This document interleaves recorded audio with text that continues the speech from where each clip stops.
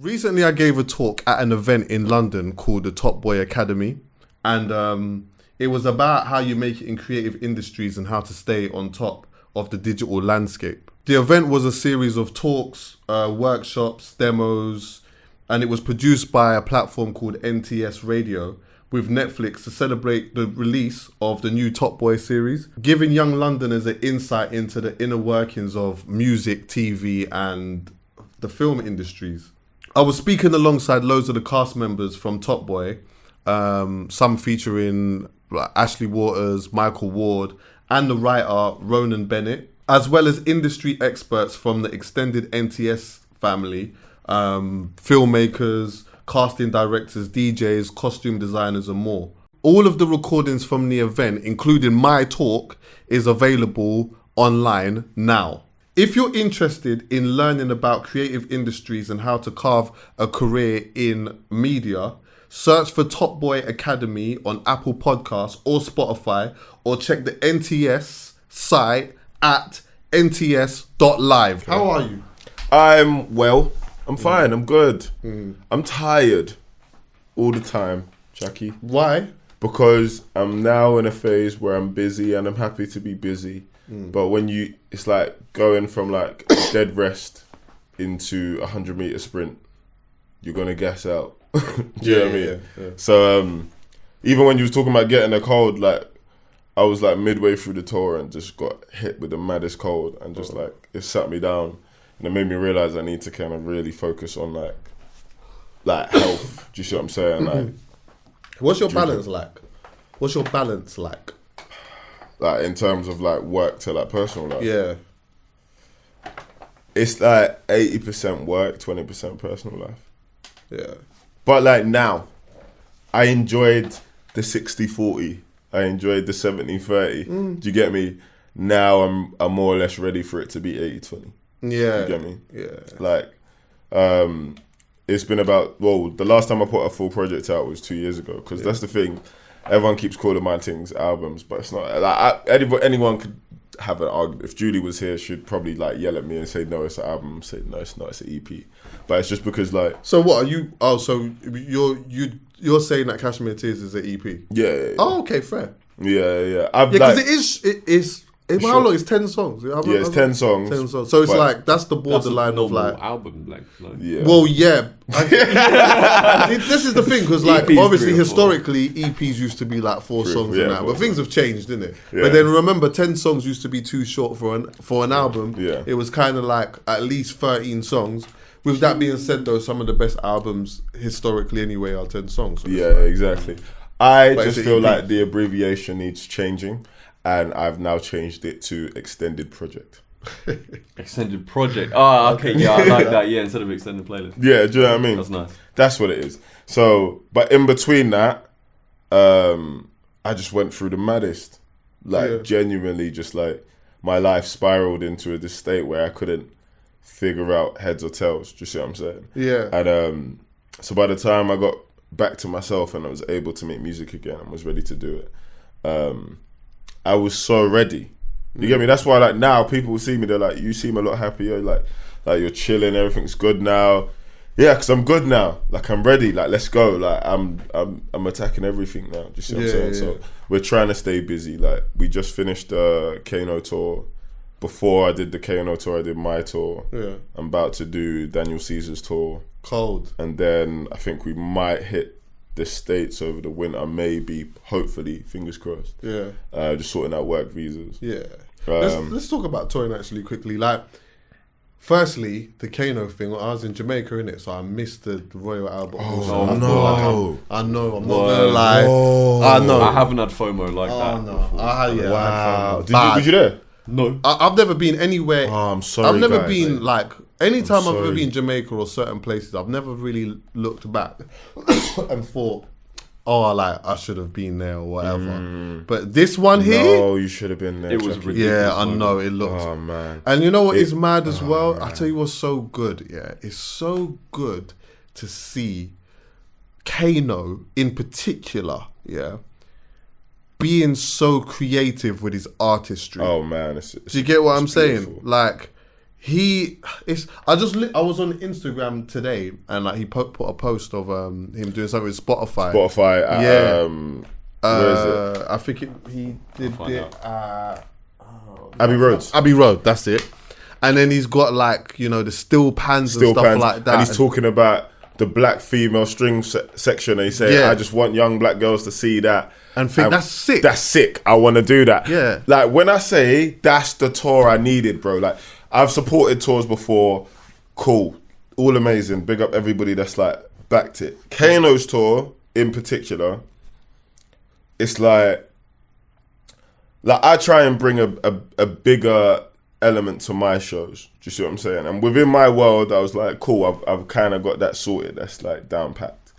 To now see it on this scale that's like transcended like the history of UK music. Because he was performing songs and some of them came out in 2005. I was born in 93. You feel me? So for me to be that young hearing them tunes, to now be 26, supporting him, watching him in Royal Albert Hall, and like knowing that that's where him and Getz did the Mobo performance. Do you feel me? Like if I'm with my try it with like Royal Albert Hall in front of like an industry that was not ready for grime at the time. To now go full circle and to be able to do your own show. Like, and it's like the London show was different to all the other nights. Yeah. So the London show was fuller. It was longer. It was fuller. The other nights was mainly Hoodies All Summer. Okay. And he just gave bits and pieces of like older tunes. Like he had this mad P's and Q's flip. So like, because the show is done now, and I feel like, because I hate spoiling the show when it's happening if you ain't seen it, but so he would do the first like 16, if that, of Class of Deja. Yeah. Wheel it. But bear in mind, he's wheeling horns, drums. I've seen him do that at Lovebox. With the band, with P's and Q's. Yeah.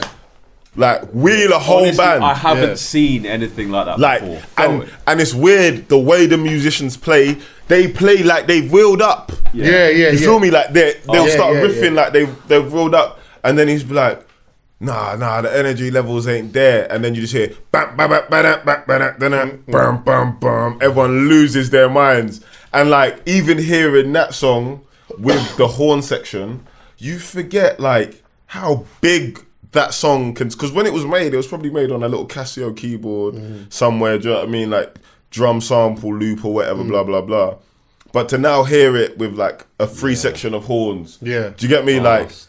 Brass, everything. Like different elements of just things that's like making it even like bigger. It made grime feel luxurious. Yes. Oh. Do you feel me? Like it's grime suddenly became something that you could smoke a cigar to and have a nice little Chardonnay or something like. You feel me? Like that's lovely.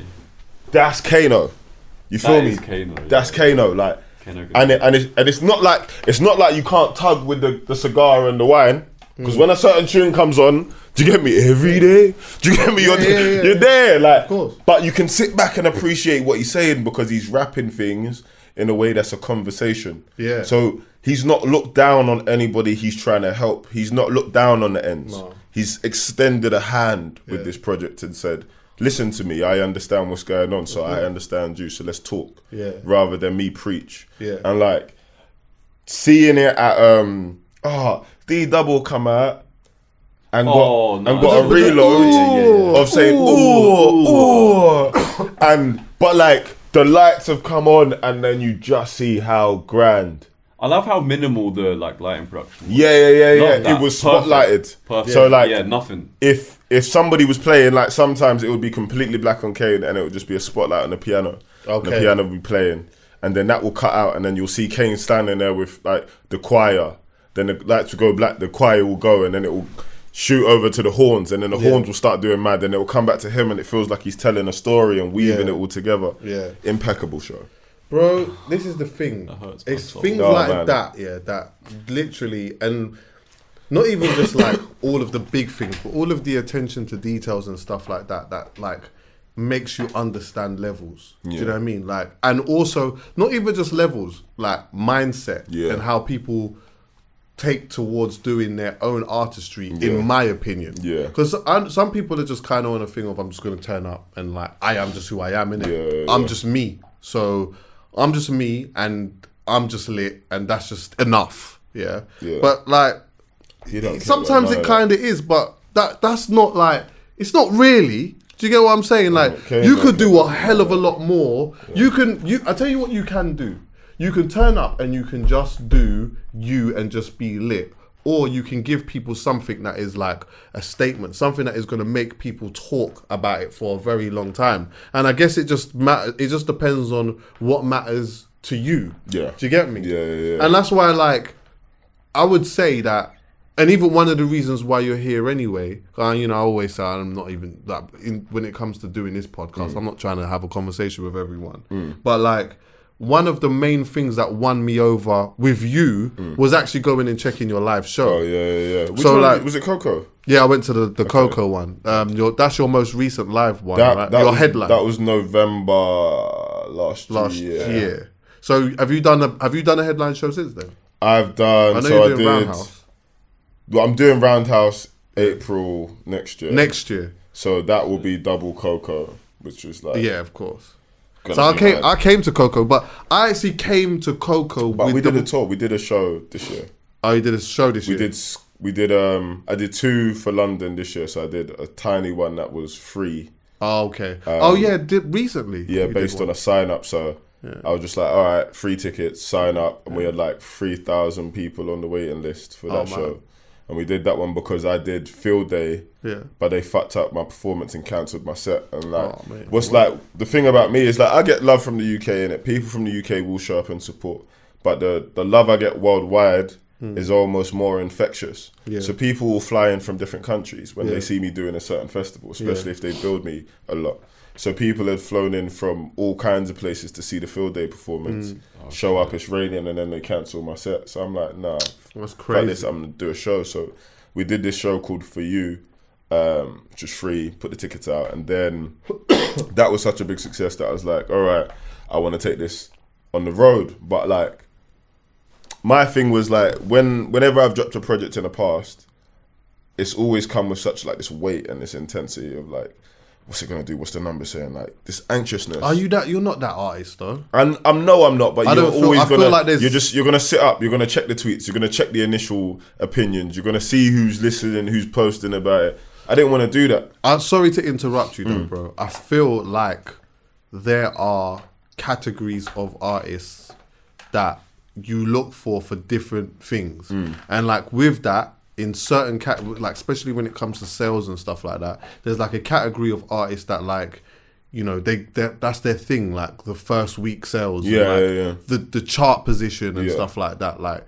and try to, you know, drum that down you because they really want the top 10 or whatever it may be or whatever, and it's nice. I'm not ever taking that away, but you know, the first week numbers and stuff is a big thing to them. But then you have artists that like. Your ammo is not about it being the first week sale or that big number that, you know, everyone says at the end, I did this. Yours, I feel like with artists like you, yours is just more about the package of what it is that you're bringing more than anything. It's more the artistry than anything. So even when I'm looking at your videos, this is before I went to your live show. I'm looking at your videos and I'm having a conversation with, you know, someone that's very influential in the game. I'm not going to do name drop thing, but we was having a good conversation about you, and I was like, I'm looking at the videos, and it's like every video is like making some form of a statement. Do you get what I'm saying? I'm not looking at you with you dropping a thing, thinking, all right, cool. What has he done? Firstly, I don't even give a fuck about that shit anyway. I just want to know whether is it good or not. That's just my thing. I don't give a shit about that. And also, I do think as well. Did I say this on another podcast, Callum? Where I was like, people should forget about if they're going to talk about any type of sales, it should just be the number at the end of the year, if anything, not just the first. Sometimes the first week sale is like gas. It gives you like a false sense of exactly what the hell is going on. I've never checked sales. I don't really care. I've never been the sales guy. I think all it like that's as a listener. So as the creator of any piece of content, there's gonna be a certain amount that you wanna hold on to it, and there's always gonna be this nervousness. It's almost like having a youth and seeing them go school for the first time by themselves. You're gonna just the walk. You know the walk from your yard to the school, but in your head you're still thinking about everything that could happen to it, just like happen to them. That's the same thing with the project. So when we did the second tour, I was like, I want to go on tour the day it drops. So we did a £3 tour. So we did like quite big venues, but we sold all the tickets for £3. Just so anybody and everybody could come. It doesn't matter who you are. Like, it's not about anything monetary. Like, I take a loss, but I want to come celebrate the fact that good music is out. You feel me? So we did that tour, ended in Scala, and then just announced the Roundhouse show. But the show you came to was my biggest show at that time. Yeah, and that was a really big eye opener for me. And I think that, like, again, it's looking at the show and seeing like how energetic it was, how well put together it was, and also like looking at, I could see your mindsets like midway through the show. I was like, I can see what you're on. Do you get what I'm saying? And that's what, like, even going back to the Kano thing, is just looking at how he is doing what he's doing at the moment and where he's taking things and what is important to him. It's like, it's really standing out. But in terms of like doing, you see, like with doing support shows and stuff, where do you feel like, where are like the best places and the sort of like the best artists to do support acts for? Because I feel like man, I don't know, 'cause I've supported a lot of people, and the vibes is always different. London's the worst place. See, that's kind of what I wanted to see if you was going to mention. 100%. London is like, London's spoiled. Everyone's got everything. If you're supporting, like I always like to hail up my crowd. They have always given, apart from, I don't even think they didn't give her love, but like there was that clip that went viral of Mira May. Was that at your show? That was at my show. Oh, okay, yeah. I was at the Scala show, and I respected her for doing that, because I think, for those who don't know, could you just say? Okay, yeah. So Mira supported me for U tour, and like I think for the London show, I was in the back, so I think I literally see it back 2 days later on Twitter and was like, wait a minute, I swear that's my stage. Yeah. That's my stage lettering. That's crazy. But I think she was performing and she could hear the people in the front few rows talking. So she's cut it and said, basically, before you guys can't afford my tickets no more. Like, do you know what I mean? You better just... take this in now, innit? Take it in now, innit? Like, I'm here, innit? And then spun the tune and performed and got a reaction, and they was vibing. Do you know what I mean? Like, as a performer, there's certain things that you have to do. Do you get me? And like, especially as a female, and for somebody that's gone through as much as Mira in the industry, like, you can tell that like she loves music and she wears her heart on her sleeve so much that like, if people aren't taking in her music, it does affect her. Do you see what I'm saying? And she's got such thick skin. You get me? So not much can affect her. So for her to even stop the song and address people, it's because she wants to give the best performance she could possibly give. It's not no ego thing. It's not nothing crazy. Yeah. But like supporting in London, that never happened to her in any of the other cities. Yeah. You feel me? Like we was everywhere from like Scotland down to Birmingham, Manchester, whatever. Like, that didn't happen to it. That happens in London. Like, it's like if it's your show, London's the latest. Yeah. But if you're supporting, it's the shittest. It's the shittest. Yeah, 100%. Like people come there with more the attitude of, I just want to see the artist. I just want to see. I don't really care about this. Sometimes it takes you ages to get a response out of them. And if you go other places, I feel like more the mindset is, I'm coming for the day. Like I'm coming to see the artist, but it's a day out. Yeah, 100%. Do you get what I'm saying? So if there's someone else there, I'll take it in and enjoy it the same way. I supported Pusha T for the Daytona tour, and I remember one of the best shows was Copenhagen. Like, when I say they didn't need to know who I was, do you get me? Because they've come out. It's a show.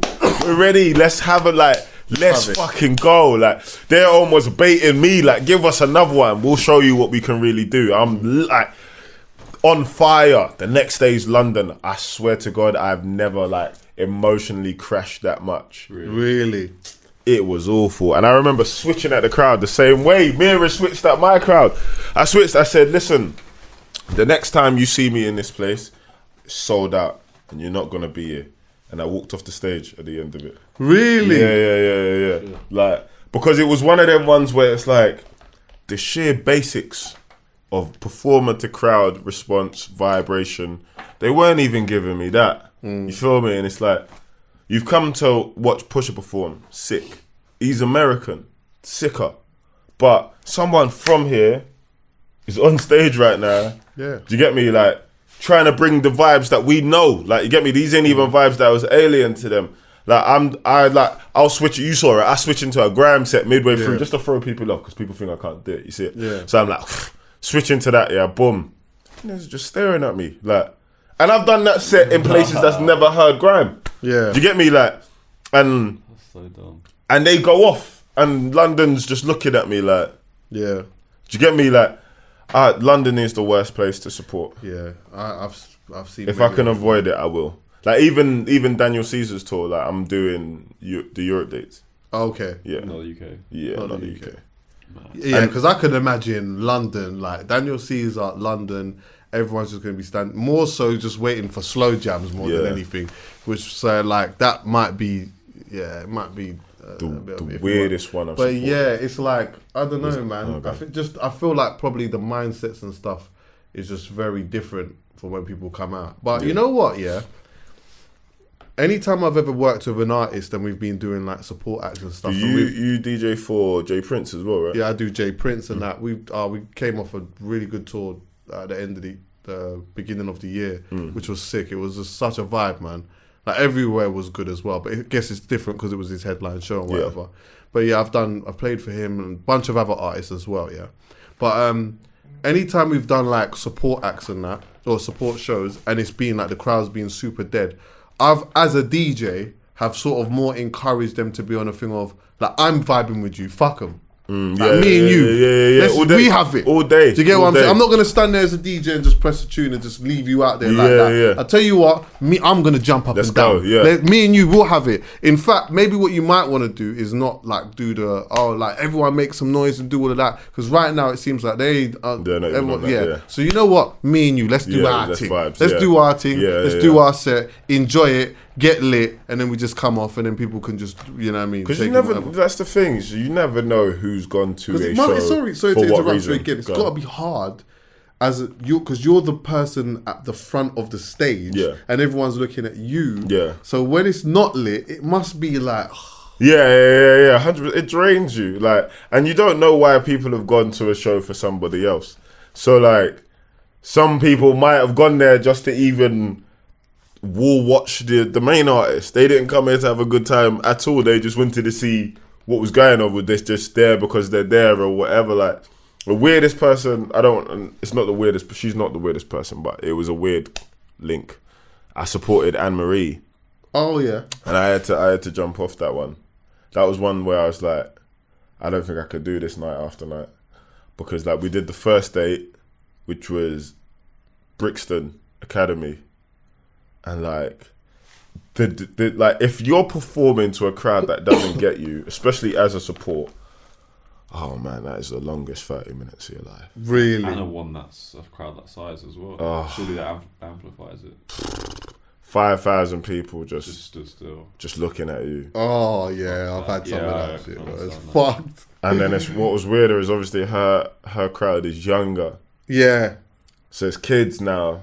Just kids from anywhere, like staring. And you're thinking, remember, you gotta think, the support act really is about you being introduced to a new audience to a degree. Yeah. To get what I'm saying, and trying to win over some new fans. So I guess if you feel like after a while it's nothing's happening from it, then maybe you might some have people are really good at it though. Do you? Yeah. That's Jack true. James.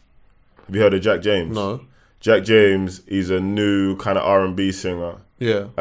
He was on Shy FX's album as well. Okay. But he knows how to like. He's a singer as well, so you know when singers can do that though. They can finesse a crowd because it's wavy being able to sing. If I could sing, fuck the rapping thing. Yeah, I'd be on singing. But I think he's been on Mahalia's tours for like a long time now, because in terms of just getting it, and just working the audience and working the crowd, he's got that natural charisma and persona to be able to say, all right, cool. Don't worry, we got all night. But I could imagine at a Mahalia show for a singer. Yeah. It would be, because remember, I feel like there's like certain dynamics that contribute to making it work to a degree anyway. Do you get me? Yeah. If you are a singer, right? Especially like a soul singer, for example, and you got like as a supporting act, you do have another singer, especially someone who can sing well a cappella and things like that. Like that's gonna work quite well. But if you say you got like a grime act, it might be difficult. If you say Big Zoo, it might be difficult to come out, especially when that crowd will probably just want a mosh pit and go ham. Yeah. So if you're not providing that and you come out and you sing, then people may not love it so much. I just think that maybe in certain places, in general respect warm-up acts more than other places though. Yeah. Do you get what I'm saying? Like, it's definitely more of an international thing. They're there for the vibes. Yeah. Like, they want the whole show. They want the support to be just as good as the main artist. They want the whole show. Yeah. And if you're giving them the whole show, they'll give you the energy in return. I think cities that are spoiled are less likely to like for example, I can imagine New York being tough. I was literally about to say New York. New York's tough. Must be tough. When I do my first American show, I want it to be New York. Is it? Yeah.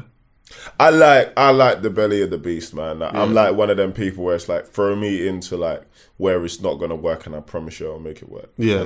So like even accepting certain tours or like doing certain shows or certain spaces that I put myself in as a performer is to make me a better performer. Is to add to my live show by the time I get around to it. Do you see me? So like even now, me doing Roundhouse was already a mad thing before Kano's tour. Yeah. After everything I learned on the Kano tour, Roundhouse is done. Yeah. I'm going skits at that show. Bro, I'll be there anyway. Yeah, I could just imagine. It's crazy because it's like, it's weird because sometimes I'll find like when you came to the show, that was the one. Wretch was there, Getz was there, Shola Amma was there. That was cold when you brought Shola out, by the way. Like it was such a vibe, yeah. And you think to yourself, like, I hear like I'm one of them. I shouldn't look at comments or like read things or whatever. I don't. I've only I see DMs. If you message me directly, I see them. Yeah, I feel like sometimes I'll just do a little cheeky check, and it's when people are like, they don't. It's like they act like they either don't listen to me, or they don't know anybody that does listen to me. But then when it comes down to the shows, they're always full, and it's always people that know every lyric, every word, do you get me? Like they know the vibes, and it's like this is like more of a message to any young artist out there. Don't watch none of that. Like, don't watch none of that. Don't watch. Do you know why that is? Yeah. Because there's just a big difference between social media and real life. Yeah, 100%. So it's like social media is as loud. Like if you could, like if social media was a tone, it would be deafening. Because you imagine it'd be so fucking loud, bruv. Like all the time. Yeah, it's just mad. Like it's just so much fucking noise, bare things going on or whatever. And in real life, it's a lot quieter, but there's a lot more effective things happening. Yeah, 100%. Do you get me? That's why you gotta find music in real life. Yeah, I tell people go to shows, and not even just like all the big shows of all like the big artists or whatever, blah blah. But just go to like the random jazz spot or like a poetry night or like see the up and coming rappers when they do their showcases. Go to one of them every now and again. Like just spot what's going on, because that's how you miss certain movements in music. Do you feel me? Like to some people, grime must be a complete surprise. Like, where did this come from? What is this? How did this happen? But if you was on the ground back in the day, you was going to all the sets. You was listening to the radio things. And it's like nowadays people feel like there's not a scene in the UK like that, apart from like drill or like there's like more of a commercial side to the rap scene that kind of seems to be more together. But like there's not like people don't see the rest of it as a scene, even though despite the fact that like people like I've known Slow Tie since 2011, 2012. Do you get me? Like made music with him in his bedroom in Northampton, like early days. I've known Little Sim since she was 11. Like I've like Jay Prince produced my first ever Shout song. out to Jay, man. I love Jay, man, Jay Prince is a G. And I love But, you two's like chemistry when you touch stage together. Oh, that's my guy. Yeah. That's you my two guy. just like on a He bust vibe, me. boy. He bust me. He's one of the people that I would personally attribute to like helping shape Cody Radical. Yeah. Simply because of the belief. When I went to Jay Prince, imagine this, yeah. I didn't come from music. I wasn't trying to be a music artist. I was a painter. I draw, I paint, I illustrate. I work in fashion, creative design, directing, all that kind of stuff. That's what I studied. That's what I was into. I can't lie, you do look like a painter. So. Yeah. Oh, thanks. Yeah. I love that. The waviest punch. Compliments. What do Yeah. you want to see with the red beret or something? Oh yeah. I dropped the beret out, man, because Yeah, proper painter. yeah, like it was working for a while, but then I started to see it was linked to too many like government, Okay. like military things. Oh, okay. And I was like, Oh, maybe not. drop it out. But I went to Jay Prince with a book of illustrations and poems and said, I'm writing a story called Dear Daisy and I want to turn it into a soundtrack. And he's flipped through the book. This is in his yard. Like, flip through the book. Okay, I get it.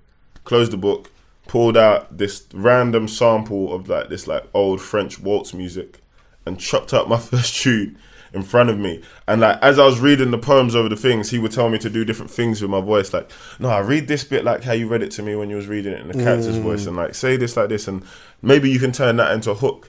And like for somebody that wasn't used to making music at that point, all those tips and those pointers let me know that there's more to being in music than being the biggest. Yeah, definitely. Do you get me? So like that interim between Dear Daisy, 23 Winters in God's Body, even up until Cashmere Tears, my focus was never on being the biggest. It was about being the best and actually having to argue why I'm not if it came down to it. Do you get me? If we're looking at it lyric for lyric, song for song, quality of sound to quality of sound, visuals, everything. Like I wanted it to be so hard to argue that by the time it is my time to just friggin' just take over whatever it is, whether it's here, the world, whatever.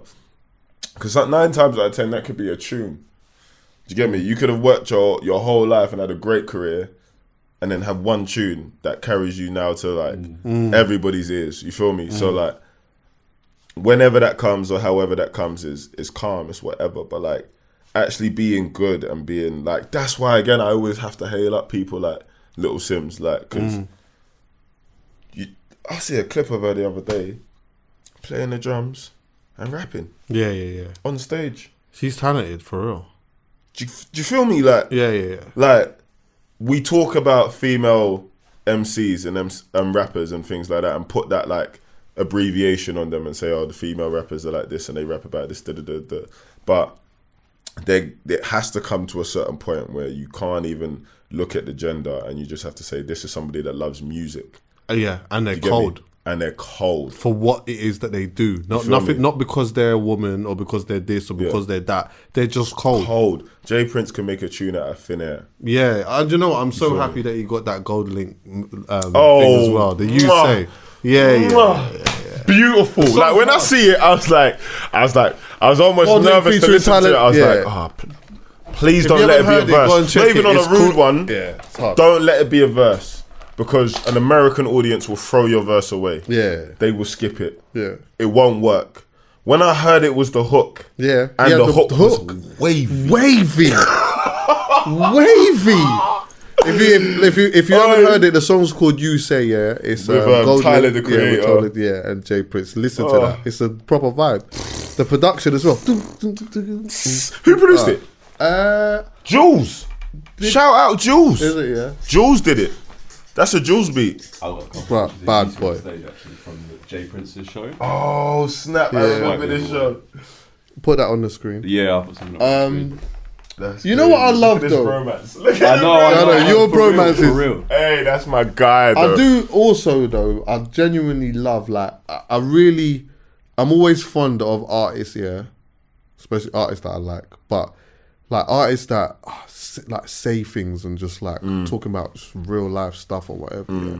And before I was like fully into what it was that you was doing and just like kind of just checking things here and there, like I knew you were somebody who had things to say about yourself. When I was listening, you got a song, is it Footsteps? Yeah. Yeah. Yeah. And like just listening to how you like what you're saying and like talking, like everyone can come out and be on this thing of everything's lit, I'm happy, sick, like I'm on, like everything's good, I've got bare peas.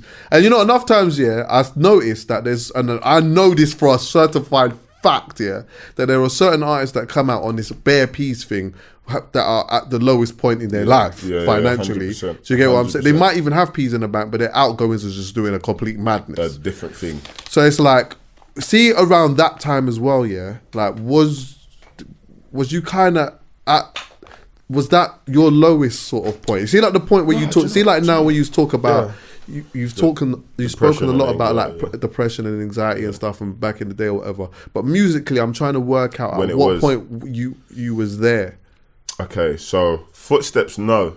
Okay. Footsteps was more of, which was interesting as to the first conversation we had about Jamaica. Yeah.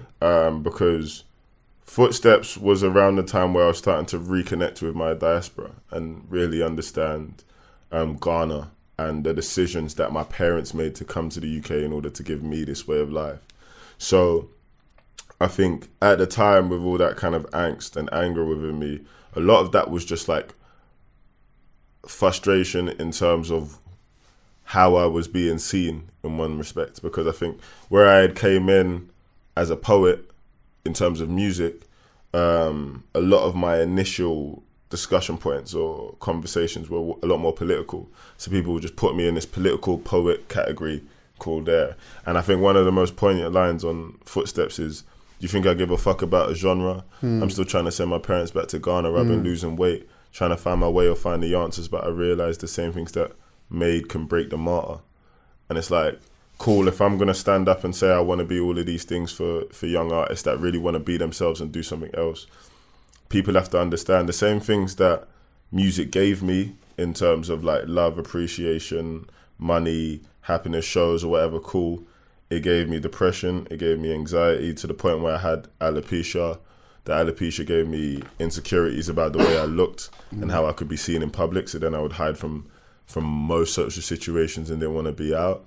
I didn't want to talk to my family. I just didn't want to communicate. So I became this almost like shell of a person. And that happened after In God's Body. Because I think as a person, I'm very much just like, soldier it, keep going. Do you know what I mean? Just keep going, you'll be fine, you'll be fine, you'll be fine. So I suppressed it and suppressed it and suppressed it. And that's one of the worst things you could do, which is why I encourage people so much nowadays to feel out loud. That's like one of my main thing is, or like why the project was called Cashmere Tears. But so see, like when they're suppressing it, see, like by doing that, obviously there gets to a stage where it all just comes out, innit? Did you have one of them moments where you just went wild at home, like on your family, or like, I don't know, like a big argument with your missus and you just like exploded and just... I think it was an amalgamation of so many things. That I was fucking up relationships consciously, but with enough excuses to the point where I couldn't be the bad guy, but like I could also just not do what I was doing. Self-sabotage a lot of it. Or like I would more so distance myself from family because my mood switches wouldn't make sense to them. Do you get me? And I didn't want to have to explain what they was about. And then like, I think the point where I kind of hit the biggest breaking point, it's just crazy because I've never really spoken about this too much, but after I lost my best friend, one of my best friends, Harry Uzoka, he was murdered over some bullshit. And that happened was it in Acton? It happened more or less outside his yard. Outside his yard, yeah. And you know what's crazy is the problem is the reason why it's a problem is that we can probably all testify to this, unfortunately, is that at some point you lose somebody to something so senseless that makes you question what life is and how long it lasts and the value of it and all that kind of stuff. And whether that could be because of some kind of crime or a fight or incident, or it could be a disease, it could be like something happened with it, you've lost somebody that's just made you question how someone so good could go in that way, if that makes sense. So for me, that kind of gave me all of these, like, I just was so like, what is life? Do you know what I mean? To the point where I questioned if I wanted to live it anymore. You feel me? And like, luckily, through whatever attempts I survived or whatever, cool. And I think that was one of the main catalysts for me. It was like, do you know what? Honestly, and it sounds like one of them things like, but if I can't kill myself, no one can kill me. Because apart from me and God, who do I fear? Do you feel me? Like, yeah. So at that point, it's up to me to pick myself up and put myself back out there in a space where now I can communicate that. So I think the music that people would hear, they'd hear elements where I'd speak about it and write certain lines about it on different projects, which is probably what helped audiences connect with me on a more personal level. Yeah.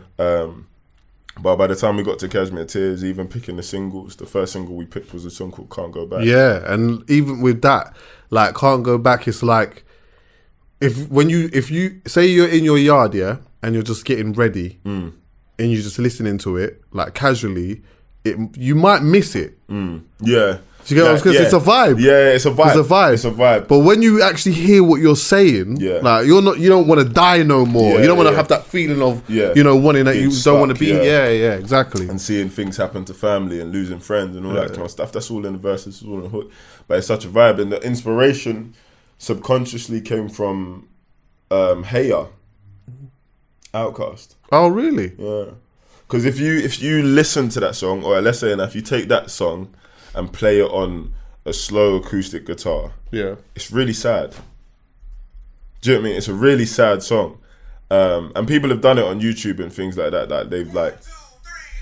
And when you hear that as well, it sounds like it's just like... Cause it's like... like, when you slow it down, and that's actually, I hear that. It's actually a sad song. That's mad, And that juxtaposition was like the main inspiration behind the whole project. Was just like, cool, it's time to really open up about things, because as an artist, especially young artists coming up, man, like, you can give them all of the advice in the world about the industry and all that kind of stuff, but it's really hard to prepare people mentally and emotionally for what it's going to drag you through. And for me, I want people to always know that conversation is okay to have. If there's no one they can have it with, they can have it with me, because I'm going to tell the truth. Do you feel me? And music shouldn't be a place where you hide from your problems. No. Do you know what I mean? It's a place to share your problems and allow people to kind of empathize and understand that they're not alone. So even with the whole vibe of Cashmere Tears, we wanted to kind of take this idea of being this like sensitive person or emotional person or going through things and turn that into the luxury. Because I met this girl called Fatima during like a one-on-one listening session, and I asked her, like, what do you do when you get down or where you're like upset? And she cries. And I was instantly so jealous, like super jealous, because for me, that's a language. That's a language to communicate your feelings, which is tears. And I've never been able to cry. I didn't even cry about Harry when he died. Wow. Because like, it was too hard for me to garner tears. Like, I felt like it was a weak emotion. So then how do you grieve? I think for me, grieving was more in the acceptance part of that whole Dabda chart. Do you feel me? So like, it was accepting A, that it's happened, but B, how I see the situation. So I've always seen Harry's spirit as almost something that was too good for this world. So he didn't need to be in it, he needed to oversee it. Do you get me? So now Harry doesn't leave. Do you get me? Harry's always around. Harry's like, in any moment where I'm unsure or doubtful or whatever, boom, boom, boom, it's like I feel a presence and I know it's him. So like, even down to like tunes like 97. I made 97 Water, If Only, Pure, in that interim period where I was down and I didn't really want to be a part of music anymore. And they ended up being my biggest tunes. And like, every time I got to the studio, I had writer's block because of the situation that I was going through. And I'd go out, step out, have a smoke, and think about things that me and H have spoken about, or like something he would say or something he would do. And I'd come in and like could more or less write the tune without putting no pen to paper. You feel me? So you kind of just got to learn to accept things and like process it in your own way. So like choosing to go with Can't Go Back first was like, at the end of the day, everybody wants to come out and be the biggest or have that radio tune or be in the dance or like, you get me, and be spoken about and all that kind of stuff. Like, and there's so many people doing it that they don't need me to do it too. You feel me? So if there's going to be a moment for something else, let it be this. You feel me? So like, because we could have went with 2020 first. We could have went with like, that you say that, because that speaks to like, you have like something at the end of that 2020 video where you say growth is difficult, change is painful, but nothing is as painful as staying stuck where you do not belong. So it's kind of like where you're even just saying that, you know, you've got a bunch of artists that they're already giving that. If I go over there and I do that, then I essentially, the type of artist that you are, you're going to be stuck in a place that you don't even want to be. Can't do nothing about it. And like, and that statement is so important because it's like, it applies to everything. It's almost like, even within, if you feel like you're meant for more, don't stay stuck where you are. Go out, graft for what you're meant to be. Do you know what I mean? And where you're meant to belong. If you're in a bad relationship, an abusive relationship, whether it's emotional, mental, physical, whatever, don't stay where you're not meant to belong. Go where you're valued. Do you see what I'm saying? Like, if you're in an industry or a company or work position where you're being undervalued because of your race, your gender, whatever it is, go where you belong. Make your own path. Step where you need to step, because like, you get one life, and unfortunately sometimes it can be very short. And to die with regrets is the wackest thing ever. Of course. And like, something I've spoken about a bunch of times, is like, I think it's kind of society and that can make you feel like you're supposed to be doing certain things in certain places at certain times in your life, And in the 2020 song, like, the hook is more about like, by the time I was 21, I thought I'd have it all. Have everything. Man. Everything. I did as well. And that So was did I, another bro. reason for the depression. Of course, bro. Because again, we think, that when we're 15 or whatever, we think by the time we're this age, firstly, maybe things are different now. But when I was 15, I thought 21 was far away, and within that time, I'm going to be a multi-zillionaire. Bajillionaire. Firstly, when you're 15, 21 comes rapid, Quick. And secondly, it doesn't always work out like that. But it's again having the mindset of understanding that that's actually okay. Do you get what I'm saying? Because you think, you know what?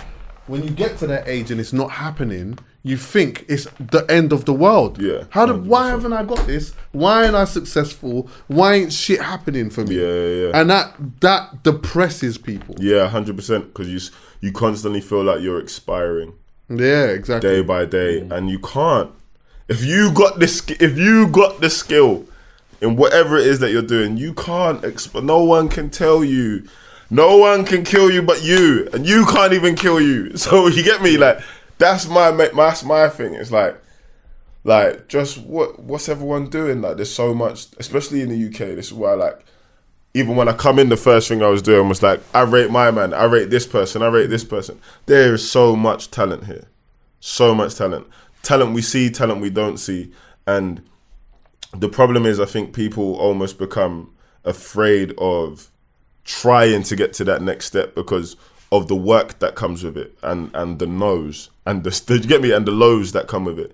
Like, people want to skip steps and just go straight to having this hit song, or like having this moment where they're the it person. And it's like, okay, cool. So who taught you how to sustain? Who taught you how to keep that? Do you get me? Like, not everybody gets the luxury of having a great team. That's true. You feel me? Sometimes it's just you, like on your own.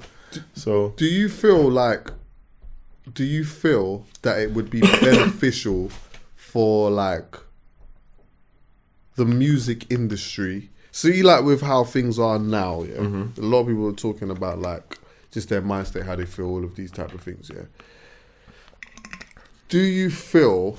I don't know if beneficial is the right word, because it will always be beneficial in a sense, but like, how do you think like the music industry could tackle or contribute to helping artists that could possibly be going through things? And do they now anyway? It depends on how much money is involved. Yeah, I hear for whoever is benefiting from the piece. Like, do you get me? Like, let's say now if you got an artist that is depressed, which most of them are, but they're a cash cow. Whatever you want, that cow's sir. got to feed everyone. Whatever you want, sir, so that they'll make anything happen. Yeah, do you see what I'm saying? Whereas like, that's why people speak so much about teams and like who they have around them. Do you get me? Because it's not gonna be the label. No. You feel me? Like, there's things that like, because I signed in December 2018. So that this is my first year being signed. And there's things that the label will do that will just piss me off. And there's things that they'll do that will make me the happiest person in the world. And like, do you know what I mean? And I've learned to accept that, yes, they are a part of my team, but my core team, the people that I keep around me, are there to make sure that I stay balanced while all of that is happening. And it might not even just be the label. It could be some company we're working with, or like a show, or do you get me? Whatever it is, or a shoot, or whatever it is. Like, there's always something that could go left. You feel me? And people do fucked up shit. So people always make it seem like it's a music industry problem. The problem is with people. People have the capacity to just be fucked up. Do you get me? Like, and screw you over in any industry that you're in. So if you're not a good judge of character and you're not sensible about the people you keep around you, you're very likely to fall into that trap. You feel me? And I didn't realize that till very late, because I had like, it's with like the core members of my team that were real people that stuck by me. They're still there.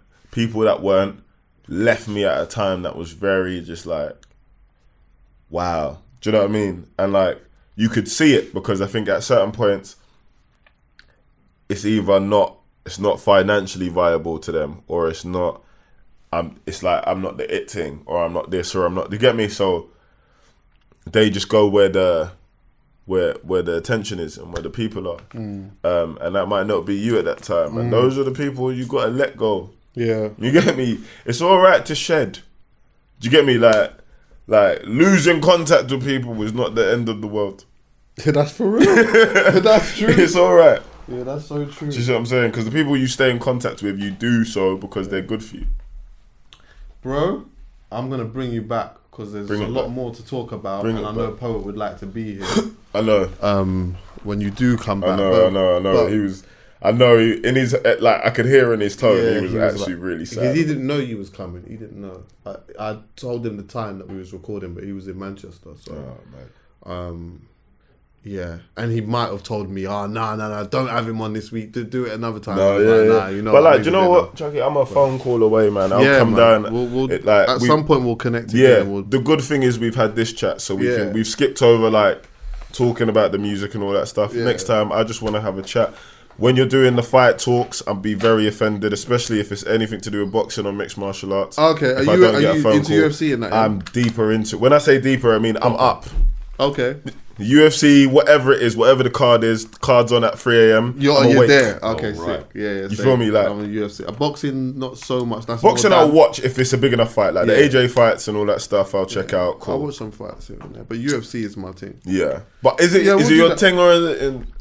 Bro, like, I watch UFC on a very, very regular deeper basis. level. Yeah, and I've got. That's the conversation that we got. I went to because they do fights in Troxy, innit? Yeah. Oh, so you've been to the amateurs as well? Yeah, man. Sick. I'm going to. I want to learn how to. I would love to learn how to wrestle, but the way my knees set. I want to do jiu-jitsu. Is it? Yeah. Yeah, I want to wrap man up. Is it? Yeah. I want to rap See, I want to be. Halfcast. I hear that. That's true. I'm going to see the idea of putting a man in a flipping in a guillotine, in a bro. Umla Plata, Yeah, whatever, like all of that. Or Das. Oh, Das, mate, I'm telling you that. I'm going to see Michael Venom Page. Are you? Yeah, Bellator London. Is it London? Yeah. Yeah. Oh, okay, sick. Courtside, I got spare. When is it? Soon. Text me. I must text you the date. Text me because the I purposely ain't told no one that don't watch mixed martial arts. Okay. So that ticket is there, and Text we're like, me the date. yeah. And if I'm here, I will 100 million Come through, yeah, please, Yeah. because it's courtside as well. Oh man, Like cage side, I beg you, please. Yeah, 100%, 100%. That's like MMA lovers are hard to come by. So when you find one, hail them up. My G, 100%, bro. Thanks, love and Easy. guidance every time, my bro. Love, man. Nice.